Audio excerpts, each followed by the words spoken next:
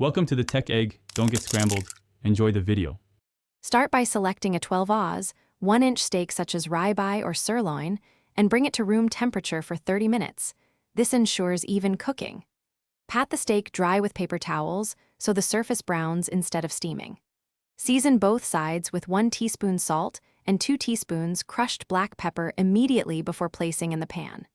Preheat a heavy skillet on high until smoking and add 1 tablespoon olive oil. Sear the steak 3 to 4 minutes per side for medium rare, and then rest it for 5 to 10 minutes. With the steak resting, keep 2 tablespoons of rendered fat in the hot skillet and reduce heat to medium. This flavor base is essential. Add 1/4 cup minced shallot and cook for about 1 minute until translucent, then stir in 2 teaspoons crushed black pepper to bloom the spice. Deglaze the pan with 2 tablespoons brandy or cognac, scraping up brown bits, then pour in 1/2 cup beef stock and 1/4 cup heavy cream. Simmer gently until the liquid reduces to about 1/3 cup and slightly thickens, roughly 4 to 6 minutes.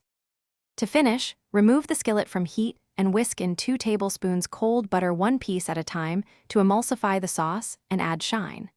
Taste and adjust seasoning with 1 teaspoon Worcestershire or a pinch more salt if needed. Add a splash of lemon if you prefer brightness. Slice the rested steak against the grain into 1/2-inch slices and plate.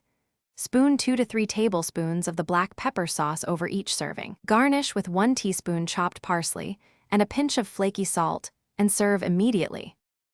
Thanks for watching. Consider subscribing if I helped unscramble your problems.